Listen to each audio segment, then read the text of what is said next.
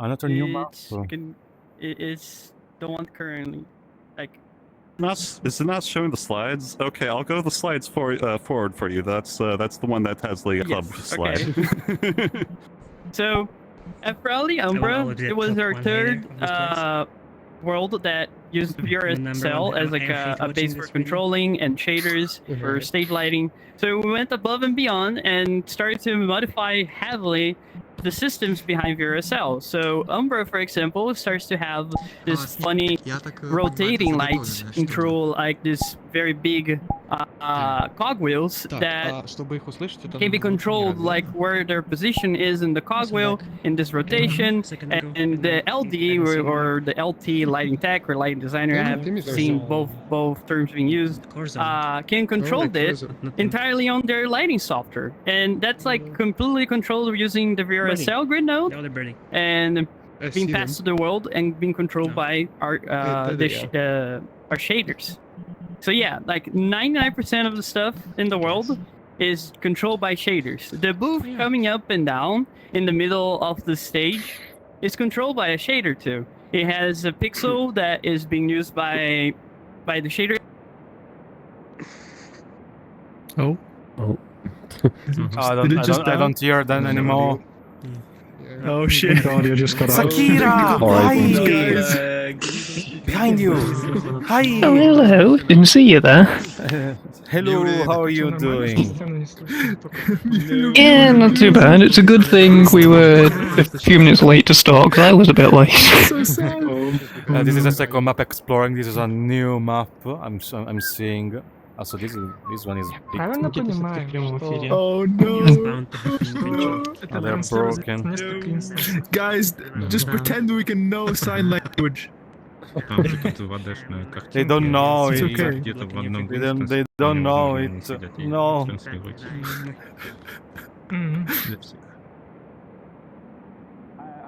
Oh no! I died in the No! There's no empty of them! No! I saw you, but I didn't know if I could just like flop on. You can never talk to me. You can never walk out. You can never talk to me. I will pick you. Better have the technical difficulties now than during opening ceremonies, I guess. Not the double French attack. What did you say? Not the double French attack. I guess it's better to have the issues now than during opening ceremonies. Yeah, you have your point. Welcome to I just said wait. I speak on this day of work, bro. How did they manage to do that? I can break the audio, let's go. Yeah, they killed it already. I left that to you. I got like congratulations. I hope to see what this Hello. Be audible again. I hope to see. We'll be there. We'll be probably switching too many instances because I have so many friends everywhere. Like right now, I have friends like I have like 20 or 30 instances We're of getting people all the with bugs out friends. of the way the It's first crazy. time. It's space to switch every 2 minutes. Yeah. They speak again, guys! They speak again! Silence! Yeah. Silence! So that was the video. Here's the screen map from Umbra. Oh yeah, the screen map from Umbra. Compare this to Silva, which I was like one of my first presentations talking about club lighting. The Umbra screen mapping is a little bit more tamed compared to Silva, and not tamed at all compared to Somna. You guys are going to find out. They have like one of the most screen maps that we ever did in this year, and it's going to be amazing. But here's the Umbra one. You can see is like have the center screen. Sadly, the last image didn't. Oh no, the next image you were showing really good. Can you pass? Can you go forward for me?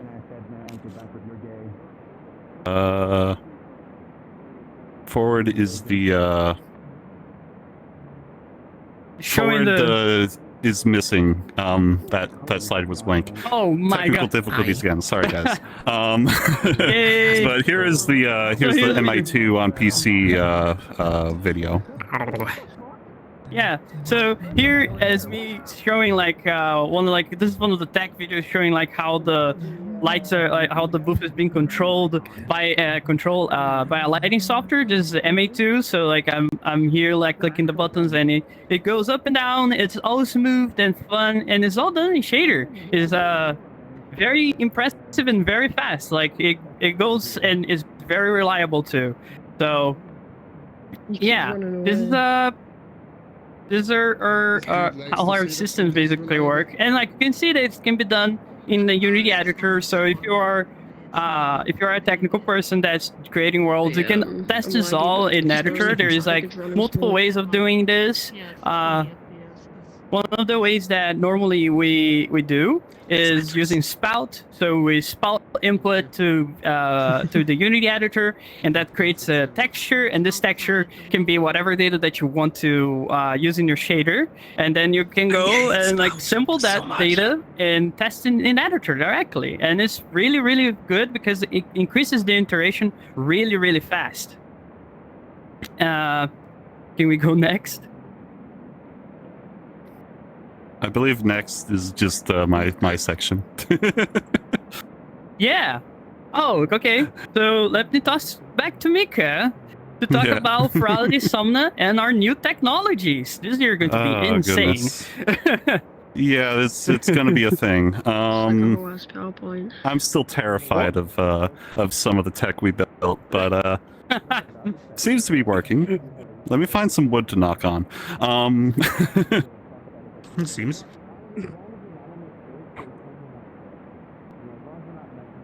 Kind of crazy idea. This slide here, this shows you VRSL. This is just VRSL. You can see all the fun grayscale pixels again. I've explained before, it's each pixel is a channel. Each pixel is a DMX channel, and it's separated into a couple of DMX universes. Again, for clarity's sake, sorry for everything being so technical.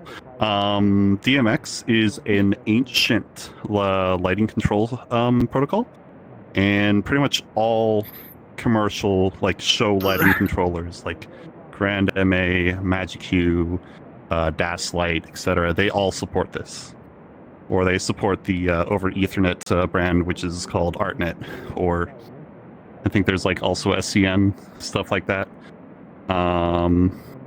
Which is too over Ethernet. Yeah. Well, yeah, over network. And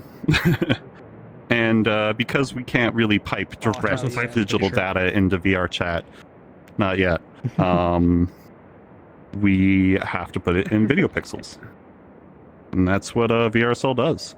There's a couple benefits to that. I mean, it never has to touch the CPU. You just grab the video frame and then you process it with shaders. And when you're working in VR chat, that's the less CPU time you can take up, the better. But yeah, so that's the VRSL grid node. We wanted to do things a little bit different this year, because of course we did. This is our grid node. This is very similar to VRSL. And in fact, VRSL does have a multicolor mode called 9 Universe mode. But during our testing, we found that the multiple colors are very, very imprecise. Like you'll put in like, you know, a mix of red and green, and you'll get not a lot of values out of it. Like one channel would be goodbye, Bino. Not Goodbye, Bino. Hey, first crash of the con. And Bino fucking dies. you wouldn't be able to get a lot of precision out of it. That's the word I'm looking for. So we did something similar, but we only combined channels that wouldn't really matter if we combine them. Basically, all these color pixels are literally just colors. They are only colors, and that's what they do. Like, we still have the grayscale pixels for, like, a picture position, a picture dimmer, a picture zoom, the gobo, the funny shapes and all, and then the color is a color pixel. We also do some other compression, like selectors. Basically, if there's a channel that literally is only going to be on or off, well, we can easily just make that a color pixel. So that's what we did there. And there's a lot more nonsense this whole system can do. Unfortunately, I can't talk about that until the club actually opens. Be there. It's gonna be in, oh my gosh, 12 hours. Under 12 hours. So, yeah, that's the Furality grid. Does some funny compression, but only on channels that can, well, funny, like, color combining, but only on channels where it, we can generally get away with it. And that lets us just have more lights and less space. So, before I was pulled onto the project, this was basically done. This was their nice grid node. It worked pretty well, but they didn't have a Unity side yet.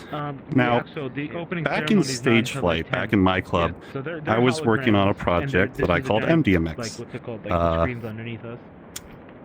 It's effectively a re-implementation of VRSL, and it's kind of designed more of like for a coder to approach. It's not super user-friendly unless you really like writing shaders and writing code. Here is just the abstract class for defining a fixture. We have some funny channel packing indicators in there.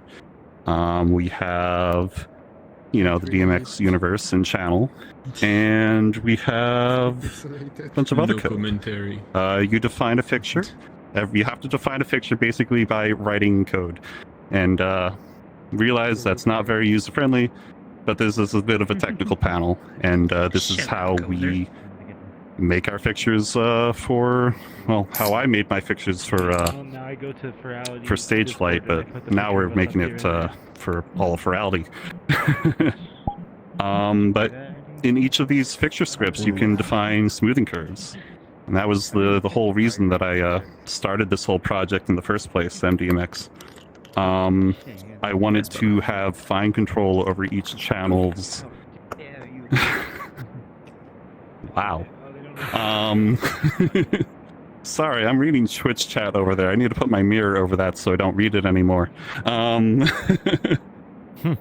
But yeah, every channel can have its own smoothing curve, and that means we can make, you know, movers move nice and smoothly. Yeah. In fact, there's a little bit of a complexity in the that whole system. It's not just the regular frame-to-frame lerp interpolation. It's actually three-stage. I'll see if I can get into that.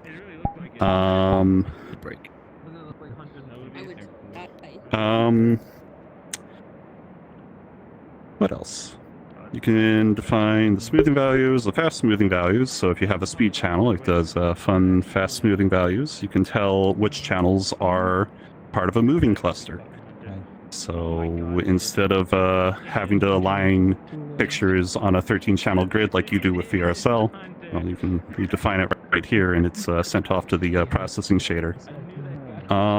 You can see a working example inside of Stage Flight. It's up in the tech booth. Feel free to play with that. The technical documentation is plopped right underneath the video player. And yeah, it's not really intended to be a full replacement for VR stage lights. It's more of a re-implementation for me to mess around and to make fixture development a lot faster.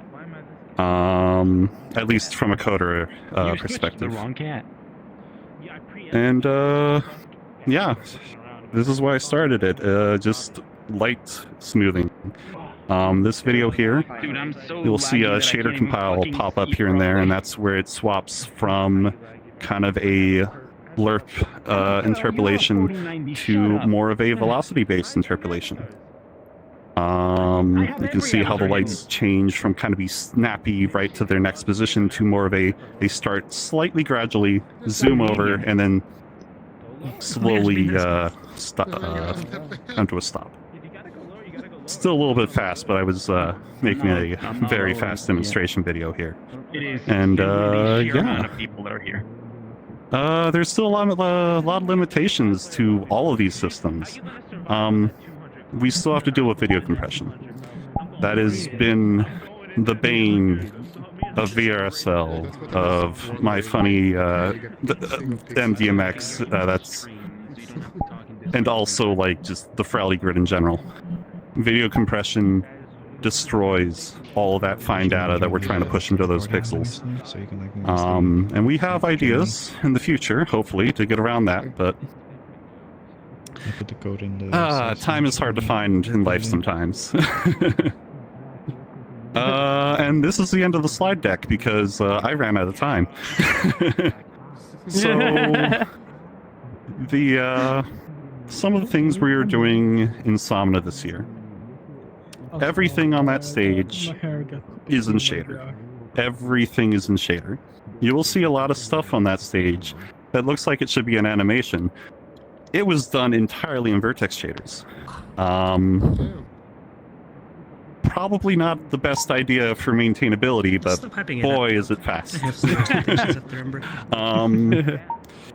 There's a lot of cool tech that we're pulling out this year, and a lot of really talented, really awesome like people that we've brought onto the team that have made incredible sets for this year. And it has honestly been amazing seeing all these people use my funny like rig and world that I've built for Somna this year and just make it dance, make it sing. It's the best part of designing a club, in my opinion.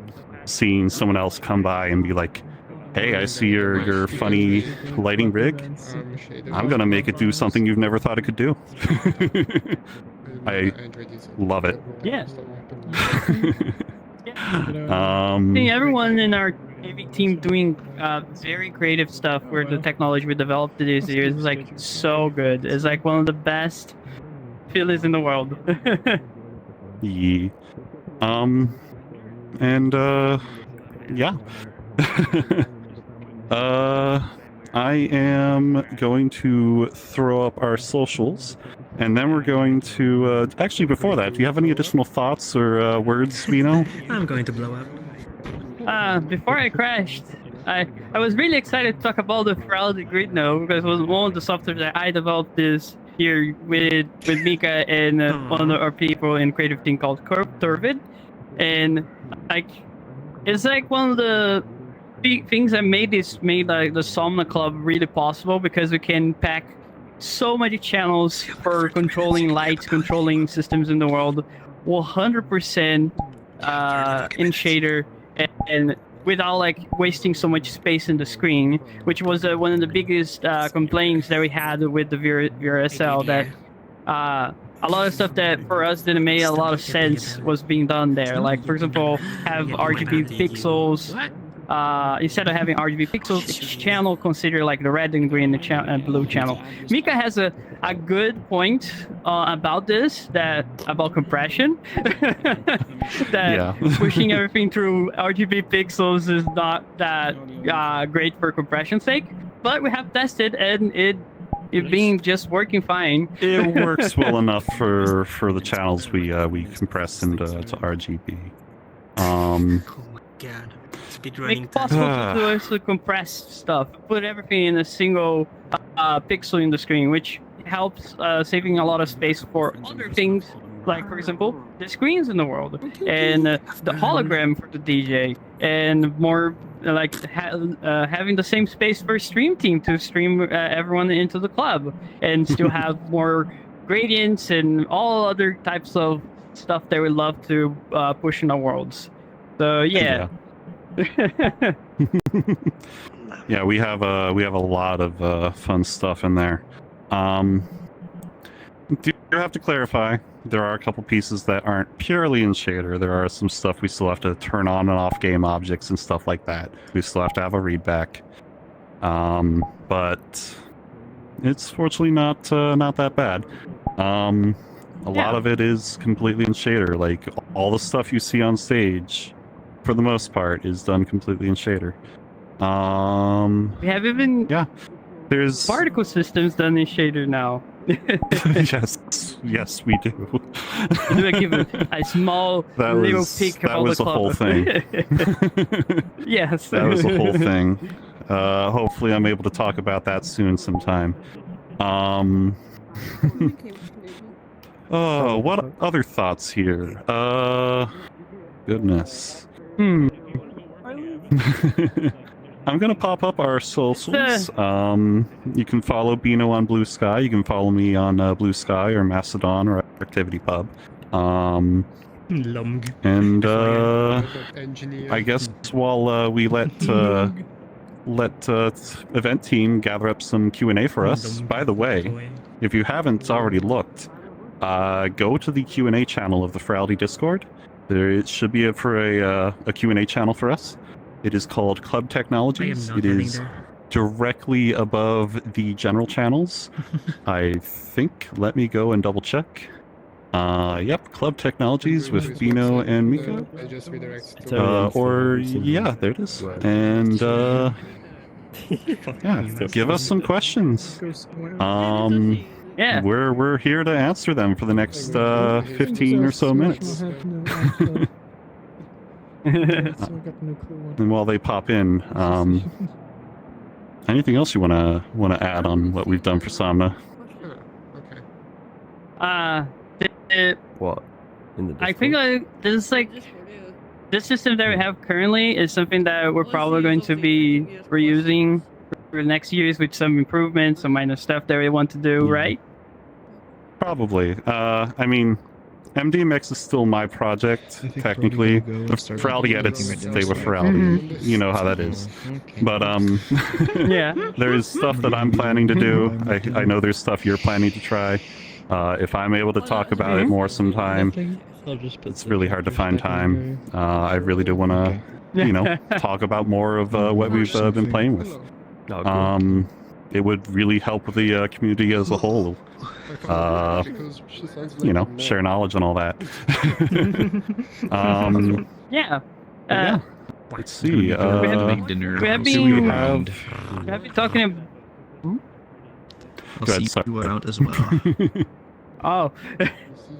So we have been talking about like if it is possible. It is not. I'm not even announcing anything here. Just to be clear, be very clear about like making our grid node systems open source in the future. This could be something that happens tomorrow or some years in ahead. There's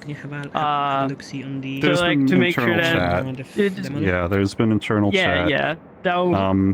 Even if it's not available to, like fully available, at least if we can document what we've done to help people out, help other projects out. I'd love to see some stuff be backported to VRSL. That'd be amazing.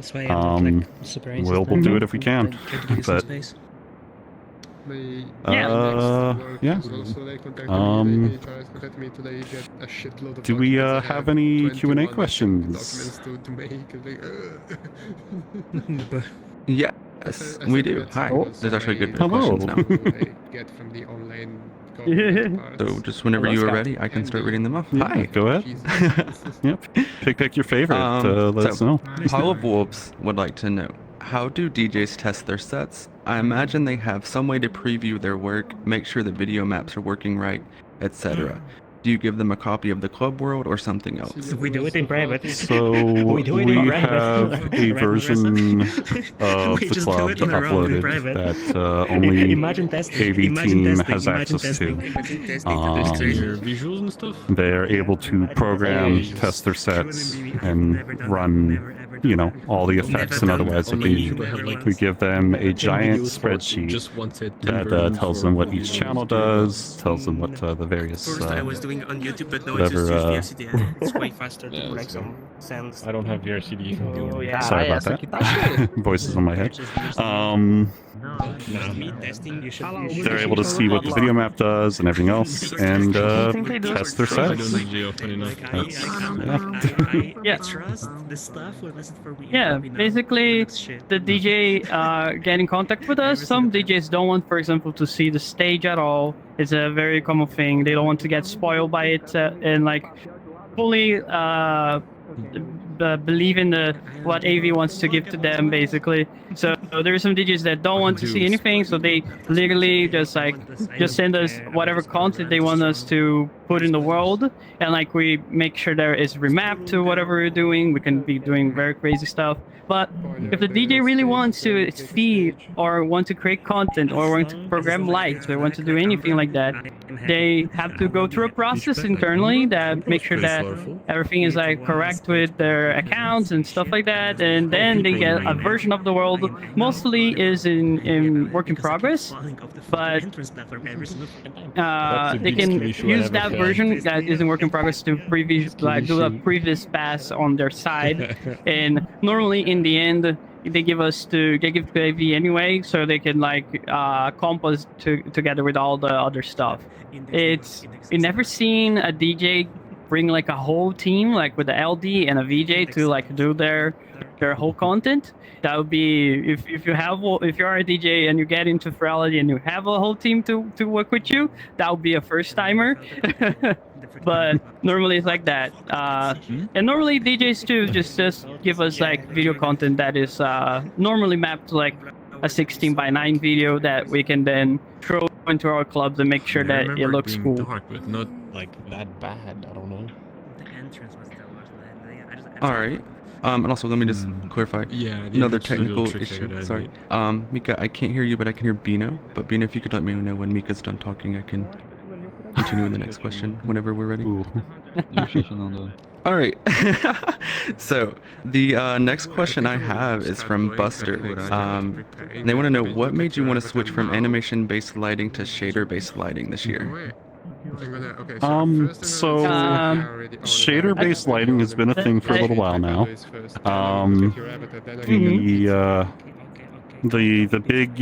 The big thing is just down to performance.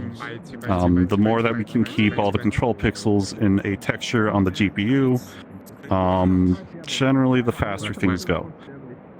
If it's not Unity and the CPU doing transforms on the fixture, it can instead just all be done in shader. And that's been a thing with VRSL for a while.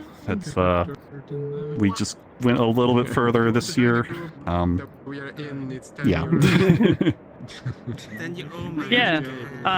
If everyone went here to the Legends replay, you probably have seen how our old system works, which is heavily based around animations. One of the reasons to not go back to something like that or reuse those systems, it was because it was not completely, but it was very unreliable and very hard to make stuff there like we did after, like in Silva and in Umbra. It's like very hard to control each light in an animation type system because you need to animate each light and like you don't actually know like exactly what the LD has in his mind. He can be crazy with the lights with a shader based system. Animation system, he is very locked down to whatever the animations are in the world. And that's majorly like one of the reasons why we don't use animations anymore for at least controlling most of the lights.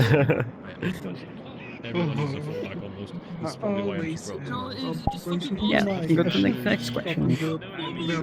All right. So this next question comes from Dorpomi. Have you looked into customizing the encoder to compress the DMX grid in a more optimized way for the data? Yes, we have a certain profile that we use for DMX data, and it helps, but we're still limited on bitrate, we're still limited on things, and sometimes you still have a lot of other stuff that has to be in that frame, and it's very hard to make it work.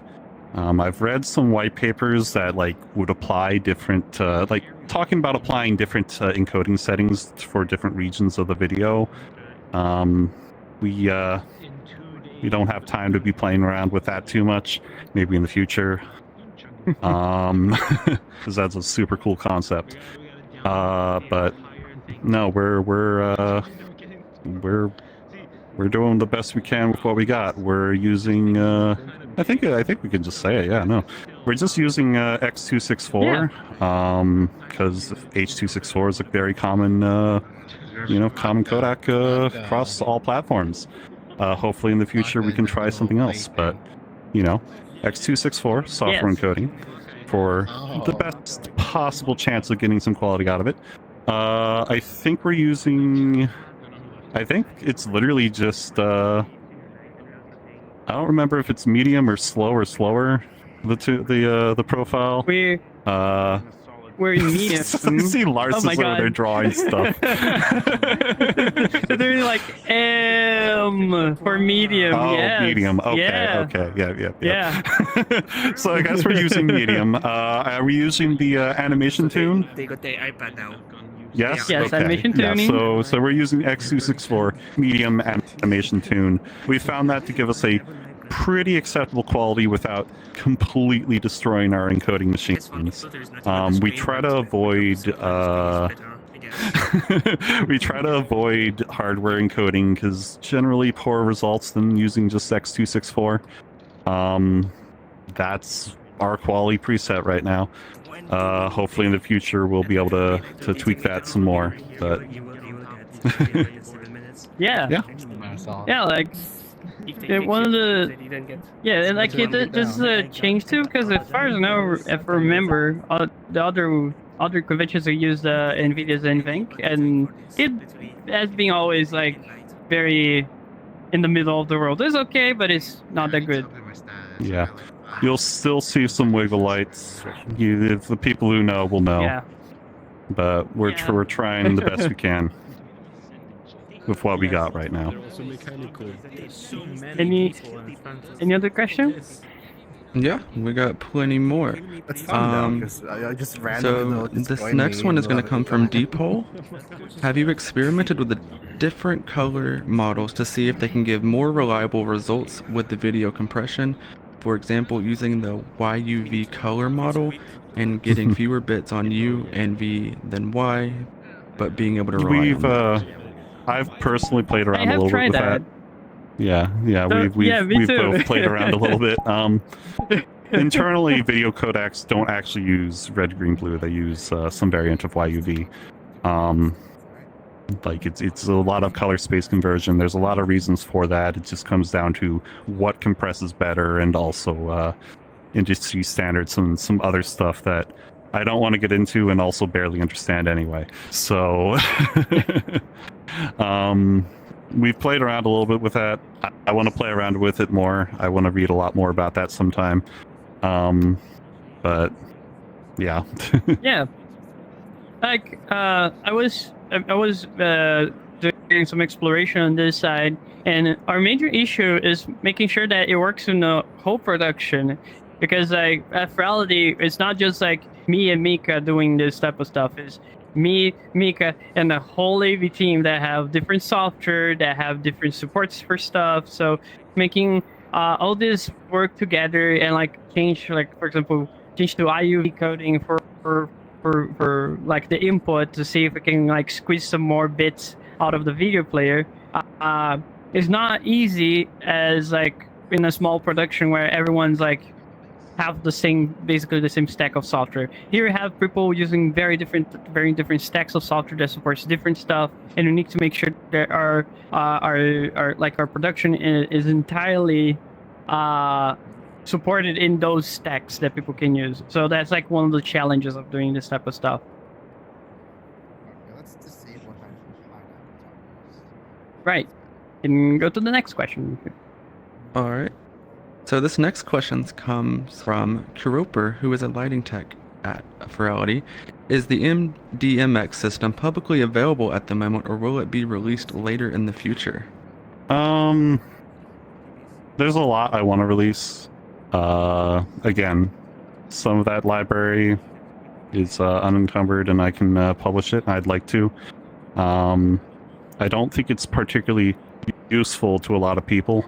But the if you want to mess around with it, please. I'll see if I can get that up someday. It's just down to getting the time. I I have the awful habit of being like, oh, new thing, and I want to play with it, right? So I sometimes forget, oh yeah, I should probably put this out there. So I will. I want to do it. It's just down to getting time. Yeah. Next question. Okay. Glitch would like to know, how did you work around the limitations on Quest? Ooh. Oh. It's funny because it's kind of funny. Our It kind of all just system, worked. it kind of all happy just works. accident. Yeah, it works better in Quest. Well, not better, but surprisingly, this all just kind of works. We do obviously reduce some shader quality. We have to reduce the video resolution and some other stuff.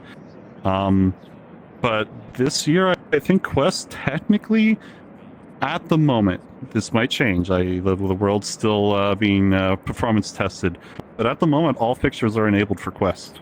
Everything more or less works. There's still a little bit of a visual difference. There always will be, but it still works for Quest. Like, I think pretty much everything, which still amazes me that it works at all, honestly. But we were seeing very good numbers. Again, still a little bit of a work in progress. You know how these things go. Sometimes we're working on little tweaks, little things here and there until the club opens. But it works. Still surprises me. Our target was to make sure that every single fixture, every single system that we make works 1-to-1. So it works on Quest and it works on PC. Is going to be a difference? Yes. Always going to have a difference because of the limitations of Quest in terms of like how fast shaders work, or for example, we don't have a depth buffer in the Quest. So like, for example, do some type of effects doesn't work in Quest. So like there is these limitations that we try to work around, but normally is like this world in particular is 1-to-1. Umbra, for example, we didn't have lasers for Quest. This one is probably going to be different. Yeah, we have lasers this time on Quest, so yeah. Oh goodness. Yes. All right. You have any more questions? Yeah, this will probably be the last question we have, and that is and that comes from Trans Arc Player. What advice would you give to someone wanting to start doing club stuff? Ooh. Oh. Just start playing around. Just open Unity, make the world, do it. play around. Just play around. Just go forward and do it. Yes. There's a lot of cool stuff you can do. Like, you don't have to go as crazy as we do. Just make a cool place, make a cool club, and just, like most. There's a lot of clubs that are literally just, some cozy seating and a video player. Some of them have audio link, some of them don't. Some of them have crazy lights, some of them have only audio link lights, and all of that, perfectly fine. It's all about the vibe, all about the time, it's all about having fun. Like, that's really it. If you do want to get into crazy lights, there's a lot of resources out there. The official VRSL Discord is a fantastic resource to get started. And there's a lot of other cool groups out there that will help you out too if you just look around a little bit. And anything else? Bino? Yeah, and if I would just say like the problem is that it's like VRChat is like this multi creative part of your that you need to exercise in the brain. Like you need to. There's people that do 3D modeling, there's people that do shaders, there's people that do materials work and all the stuff, and like all of these are useful for making clubs. But it's not needed that you know how to do everything. You can just go and like make your small cube world that has a screen and some sofa, and like go back and relax and stuff like that. You can always, I would say that always start small, then you can go big. Because then it's just a process of getting better and better at making bigger stuff. Like Furality itself it's an example. Like on the first VRSL rig we had was the Luma Festival one, and it was just moving heads. There's nothing fancy on it. They're not like any crazy DMX controlling pixels for fireworks or stuff like that. All of those were very tamed and like it's just moving heads, and it was amazing and it was great and it worked really well. Then we started rolling down and making bigger stuff like Silva. Then we went down and did Umbra, and now we're in Somna and we have our own system. But like, it always starts small and then goes big, and that's like one of the big best tips I can give. Yeah, just have fun. That's really what this platform is about: is have fun, learn, and play around. If you talk to any world creator, they're happy to tell you what they've done as well. Especially the technically minded. You can just talk to them. A lot of people love talking about their work, and you can learn a lot of information from them. Yeah. I think that's all the time we have at the moment. So I'll put up our social slide again. If there's any other questions, pop them in the Q&A channel. When me and Bino have time, we'll answer more questions. Yes. Yeah. Yeah, I think that's it. Thank you so much, guys. Enjoy the con. Yeah, we're looking super forward to seeing what you guys think of the club. Yes. Yeah.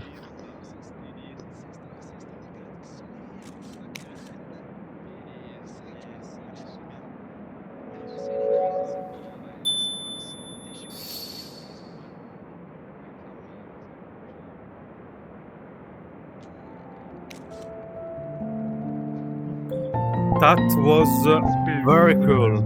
Very, very cool.